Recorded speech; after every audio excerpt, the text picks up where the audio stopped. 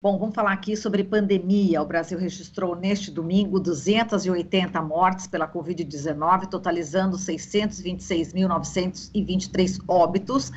Portanto, vidas perdidas desde o início da pandemia. A média móvel de mortes na última semana é de 540. Em comparação à média de 2 semanas atrás, a variação é de mais 238%, indicando aí, portanto, uma tendência de alta nas mortes em decorrência do coronavírus, né? A média móvel de casos na última semana foi de 186.722, a maior marca registrada até aqui.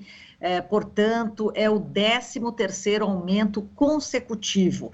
Agora já são 149.657.395 pessoas, quase 150 milhões de pessoas estão totalmente imunizadas, são 69,66% da população com as 2 doses. Vamos falar sobre esse atual estágio da pandemia com o nosso entrevistado, Gonçalo Vecina, médico sanitarista, professor na Faculdade de Saúde Pública da USP e ex-diretor da Agência Nacional de Vigilância Sanitária, Anvisa. Oi, Vecina, bom dia, seja bem-vindo. Bom dia, Marilu, bom dia aos nossos espectadores. Vecina, vamos lá, ao atual estágio da pandemia e da vacinação, com a prevalência aí também da variante Ômicron, qual que é o panorama que se vislumbra neste momento e daqui para frente, o que a gente pode esperar, hein, Vecina? Bom, primeiro de tudo, nós estamos em franca corrida para o pico do que deve ser a infectividade do vírus neste momento, né? O vírus é muito infeccioso e tem conseguido demonstrar isso. O número de casos cresce absurdamente e é acompanhado naturalmente pelo número de óbitos, né? Embora nós não estejamos nem sequer próximos do que foi o pico com a gama, está bastante preocupante o número de casos que nós estamos tendo e o número de óbitos. Os hospitais estão lotados, existe fila para entrada em UTI, para entrada em unidades de internação. Nós estamos com as UPAs, as unidades de pronto atendimento, lotadas. Então, nós estamos passando por um momento de muita preocupação. É óbvio que quando a gente compara esse momento com o pico da gama, 4.000 mortos de média móvel diária, nós estamos distante disso. Mas, dado que a gente desativou muitos leitos e nós não estávamos preparados para esse aumento tão vertiginoso e que não aparece que está cedendo, né? A gente sabe, pelo que a gente observa na Europa, na África do Sul, que temos mais 1, 2 semanas de crescimento. Depois deverá entrar num platô e ter uma tendência de queda. Mas enquanto isso não acontece, temos que ter a exata noção de que a pandemia está num crescendo e que se nós quisermos escapar ilesos dessa história, temos que ficar em casa e usar máscara, né? Sempre que sair de casa, máscara muito bem ajustada no rosto. Agora, em relação à vacinação, tivemos sim um avanço fantástico na vacinação. Acho que essa é uma coisa muito importante, né? Continuamos firmes aumentando a quantidade de vacinados. Neste momento, fundamental levar as crianças ao processo de vacinação. Essa é a questão mais importante, né? E protegê-las, é a única maneira de protegê-las, né? Temos boas vacinas, tanto a Pfizer quanto a Coronavac, não há por que escolher a vacina, e esse é o caminho que nós temos que trilhar. Ok, e Vecina, falando em crianças, né, vamos falar aqui da volta às aulas, né, sem a vacinação total das crianças, né, há riscos, muitos pais estão na dúvida se levam seus filhos à escola, se esperam as 2 doses, outros ficam temerosos, só tem apenas uma dose. Qual que é a recomendação que você daria para os pais nesse momento, já que a gente já está aí com algumas escolas, né, da rede particular que já começaram, mas a rede pública ainda vai começar agora? Veja, eu acho que a vacinação, se for para esperar a vacinação, vai ser muito difícil, porque essa vacinação de crianças ela só vai terminar por volta de abril, se tudo correr bem.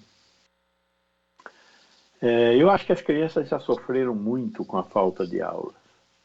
É óbvio que a ida à escola significará que algumas poderão ficar doentes. E então o sistema de vigilância tem que ser redobrado.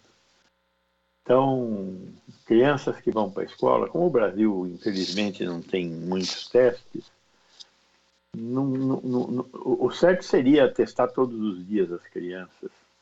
E tudo que testasse positivo significaria não ir à escola, bloquear aquela classe, enfim, medidas inteligentes assim, não medidas burras de todo mundo não vai, né? O mundo inteiro está retornando às aulas, o mundo inteiro civilizado está retornando às aulas, porque aulas são muito importantes. Então, eu acho que nós temos que retomar as aulas. Se aparecer algum caso, e aí sintomas, né? Se aparecer algum caso, se aparecerem sintomas, a criança não deve ir à escola, deve guardar uma quarentena de 10 dias a partir do início dos sintomas. Da mesma maneira, se alguma criança estiver com sintomas, ela deve ser mandada para casa e aquele grupo que está junto com aquela criança deve ser colocado em observação para verificar se não ocorrerão novos casos. Temos que lembrar que essa doença tem um alto índice de ocorrência com baixa sintomatologia, ou até assintomáticos, né? A grande maioria é assintomática. Então é muito difícil fazer a vigilância de uma doença assintomática somente baseada em sintomas. O correto seria utilizar algum tipo de teste. Os autotestes poderão ajudar? Poderão ajudar quem tem dinheiro, porque quem poderá comprar autoteste. Infelizmente, isso não é verdade para a maior parte da população. E se hoje existe alguma dúvida sobre a volta às aulas, essa dúvida está na escola pública, não está na escola privada. Na escola privada está mais ou menos pacificado até onde a gente tem acompanhado, né? Então, vem aí uma dificuldade grande. Para os pais, o meu conselho é esse. Seu filho merece voltar à aula, seu filho tem que ser vacinado e você tem que tomar cuidado. O que significa dizer que observar bastante de perto o aparecimento de sintomas no seu filho. Vecina, e em relação aos filhos de pais que são negacionistas, ou seja, que não vão vacinar as crianças, elas vão, tem alguns setores, enfim, prefeituras, governo do estado, uns estão exigindo o passaporte da vacina, outros não exigem, deixam a criança entrar na escola, mas vão comunicar ao conselho tutelar. Esse é um problema também, vecina? Gravíssimo, né? Gravíssimo, porque existem dois tipos de negacionistas, os negacionistas desta vacina e os negacionistas das vacinas. Eu acho que no estágio de conhecimento e desenvolvimento que nós estamos hoje, um pai que se nega a vacinar seu filho contra a poliomielite, por exemplo, que é uma doença com consequências gravíssimas, ele deve ter ameaçado a perda do pátrio poder mesmo. Quer dizer, o nosso ambiente legal, né? O que é a lei? A lei é um acordo que a sociedade faz, né? Você não pode roubar, é um acordo, é um acordo. Quem roubar vai para a cadeia, se for pego, né? É óbvio, tem sempre essa questão de se for pego. É impunidade e graça. Mas o fato é o seguinte, tem um acordo na sociedade, chamado Estatuto da Criança e do Adolescente, no artigo 14, parágrafo 1º, fala que o pai que não vacinar seu filho pode perder o pátrio poder.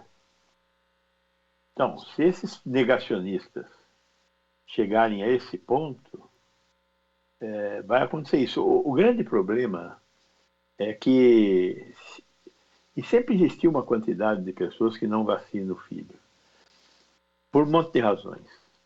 Nem sempre por negacionismo. Muitas vezes por ignorância mesmo.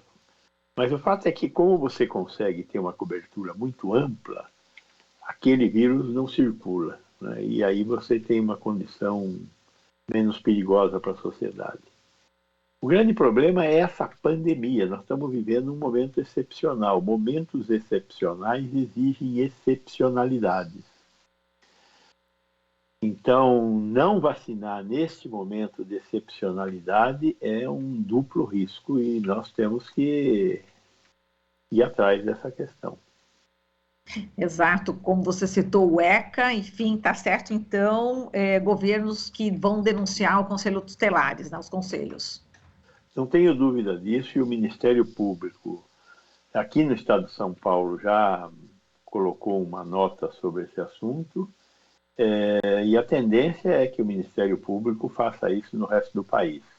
E que, eventualmente, o Supremo Tribunal Federal também se manifeste. A ministra Rosa Weber está exigindo um reposicionamento da ministra Damares, né, que cometeu uma insanidade aí com uma série de falas que ela fez, e agora vamos ver como é que vai ficar a posição dela, né? Exato. Agora, vamos falar aqui desse autoteste, aprofundar um pouquinho mais. Ele não é igual ao RT-PCR, não é isso? Não, Você não, explica não. para a gente aí sobre esse A, autoteste. a sensibilidade do autoteste é muito menor do que a do RT-PCR, mesmo o teste de antígeno. Então, o RT-PCR, o teste de antígeno, são testes feitos para saber se existe carga viral e, portanto, a possibilidade de ter uma doença em curso, né? O autoteste faz mais ou menos a mesma coisa, porém ele tem 80% de sensibilidade. Quer dizer, a chance de ele dar um falso negativo não existe, é muito pouco, muito baixa a possibilidade. Mas a chance dele dar um falso positivo é grande. Ele diz que você está doente e você não está doente. Por isso, já tem gente falando, então se der positivo eu tenho que confirmar. Bom, se sempre que der positivo você tiver que confirmar, o autoteste perdeu um pouco a razão de ser, né? Então, eu acho que se der positivo, se comporte como sendo positivo, ou seja, se isole. Mas ele tem uma sensibilidade menor, e isso é um fato, é uma evidência. O grande problema do autoteste é a comunicação, né? Como é que você faz para avisar as autoridades que você testou positivo? Como não existe RT-PCR, antígeno suficiente, né, principalmente para a população mais pobre, que não vai poder ir numa farmácia dessas por aí e comprar um teste desses por 100, 150 reais. Teria que ir numa unidade sanitária, e na unidade sanitária teria que ter disponível teste de RT-PCR, o que não é verdade. Então, quem conseguir comprar os testes quando eles estiverem disponíveis, e eles derem positivo, vão ter uma dor de cabeça aí agora. O que eu faço? E a resposta que eu estou dando é a seguinte: agora você fica em casa. Não vou confirmar? Se você tiver disposição para confirmar, vai confirmar. Você vai entrar numa fila de 4 a 6 horas se você depender do setor público. Agora, justamente, chegou nesse ponto aí de esperar 4, 6 horas na fila, e a gente está vendo, né, reportagens abordando o tipo de violência que já ocorre em relação aos profissionais de saúde que estão na linha de frente, né, Vecina? Então, as pessoas também estão esgotadas, né? Estamos aí 2 anos de pandemia, os profissionais esgotados, e aí fica a população com essa linha de frente se debatendo, né? Enfim, a gente entende, né, os dois lados, mas como é que você está vendo toda essa violência, né, que o setor público e a população acaba passando nesse momento? Eu estou vendo com muita preocupação e eu acho que esse é um aspecto que não tem sido suficientemente abordado pela imprensa. Infelizmente, nesse processo de comunicação, nós não estamos praticamente tendo a participação do Estado.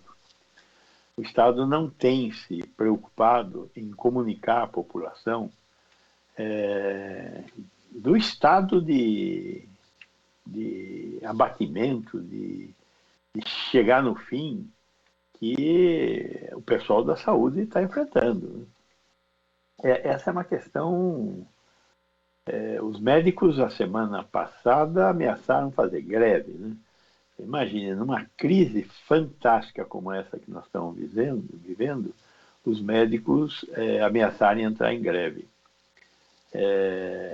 Não entraram em greve pela capacidade de diálogo que foi demonstrado de parte a parte, mas também por causa que a Justiça ameaçou o sindicato com uma multa muito grande. Mas, de qualquer forma, a gente, ao ver profissionais de saúde que têm compromisso com a população, eu tenho certeza que a grande maioria dos médicos que trabalham na atenção primária, na estratégia de saúde da família, eles têm uma dedicação, eles têm uma vontade de atender, mas estão no fim da linha. Né? 2 anos nessa situação, sem receber hora extra, tendo que trabalhar sábado, tendo que dobrar plantões porque o colega que deveria dar o plantão pegou a doença e não veio trabalhar. Então, há um limite para essas coisas. O ser humano tem limites, né? Parece às vezes que não tem, mas tem. E a população, está tendo um comportamento difícil também, né? É óbvio que não dá para pedir para a população, olha, cale-se. Mas teríamos que ter um pouco de entendimento também por parte da população desse momento que nós estamos vivendo, e a prefeitura, o Estado, as prefeituras, o Estado tem que também ser mais sensível à necessidade de pelo menos tentar, né? Porque contratar mais médicos aonde? Não tem mais médicos. É outro problema do Brasil, né? O Brasil só conseguiu respirar um pouquinho há alguns anos atrás quando fez o Mais Médicos. E foram injetados 18 mil médicos que não viviam no Brasil na rede de assistência primária. Nesse momento, nós perdemos o Mais Médicos e o programa que o governo federal colocou no lugar não foi capaz de colocar nem 4 mil médicos em substituição aos 18 mil. Então, existem muitos buracos. Esses buracos são nos grotões, mas a periferia da Grande São Paulo é um grotão. Então, na periferia da Grande São Paulo, estão faltando médicos, porque não tem quem queira ir trabalhar, sei lá, em Parelheiros, Cidade de Tiradentes, Vila Anhanguera, Parque Anhanguera, na Zona Norte. Então, a sua pergunta é muito lúcida, mas não tem resposta boa para ela, Marilu. Não, realmente é um drama, né? Talvez a resposta esteja exatamente, enfim, pelo menos em parte nas próximas eleições, é isso, Vecina? Política pública, né? Falta governo no Brasil. Isso é uma coisa que a gente vem falando desde o primeiro dia da pandemia. O Ministério da Saúde, inclusive o Ministério da Saúde do ministro Mandetta, foi um desastre. Né? Os ministérios que o sucederam, o Pazuello foi um pior desastre ainda, né? E este que agora está aí, o Queiroz, é muito ruim também, né? O monte de militares que ocuparam o Ministério da Saúde de forma absolutamente incompetente, né? Nós estamos vendo aí que eles não conseguiram contratar uma empresa adequada para fazer a distribuição das vacinas, né? O contrato anterior, primeiro, até 2018, quem distribuía a vacina no Brasil inteiro era a estrutura própria do Ministério da Saúde. Durante o governo Temer, quando aquele fascínora do Barros foi o ministro da Saúde, ele afastou, acabou com a capacidade própria do Ministério da Saúde de distribuir vacinas e fez um contrato com uma empresa chamada VTC Log. Esse contrato foi colocado em xeque pela CPI da Covid e foi desfeito porque provavelmente teve ali uma maracutaia qualquer na qual estava muito interessado o deputado Barros, na época ministro da Saúde. E aí agora essa empresa, a VTClog, foi colocada para fora e fizeram uma dispensa de licitação para contratar uma outra empresa que nunca transportou vacina para ninguém. E a vacina é um negócio complicado de transportar. Tem a questão da temperatura, tem a questão de chegar na hora certa, nos lugares certos. E aí a empresa que foi contratada não tem experiência.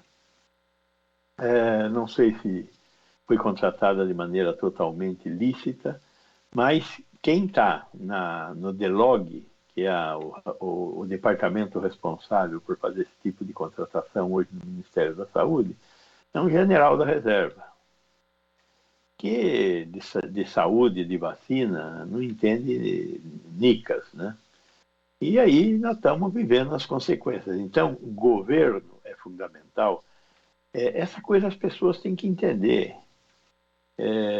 Nós necessitamos, nós, sociedade, necessitamos de um Estado operante, de um Estado funcional.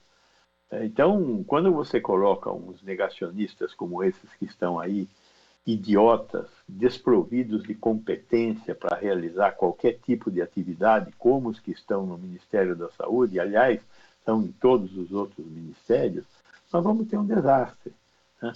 Então, para quem acha engraçado o que a Damares faz, legal. Agora, o que a Damares faz é absolutamente destrutivo da ordem que permite que exista uma sociedade minimamente estruturada para garantir, para defender direitos, para defender a capacidade que as pessoas têm que ter naturalmente de viver em sociedade. O que a Damares faz, o que os outros ministros da economia estão fazendo, veja, nós temos 10 milhões de brasileiros que em grau insuportável de insegurança alimentar. 10 milhões de brasileiros que não comem todos os dias. Não comem todos os dias. E o Estado deveria estar tomando conta disso. O Estado é responsável pelas questões de insegurança alimentar e por tantas outras questões. E o que é isso? Isso é falta de governo. Nós vamos ter que esperar até outubro para eleger um novo governo e até 2023 para o novo governante tomar posse. E eu espero que a gente consiga pôr esse canalha para fora. Mas em 2023 nós temos um ano para chegar lá. A sociedade brasileira conseguirá suportar isso? Essa aí é a pergunta que também a gente sabe a resposta, né? A gente sabe a resposta, né, Vicina? Quem está acompanhando a gente. Infelizmente, né? Infelizmente, quase ninguém mais está aguentando. Essa é a verdade, né, Vicina?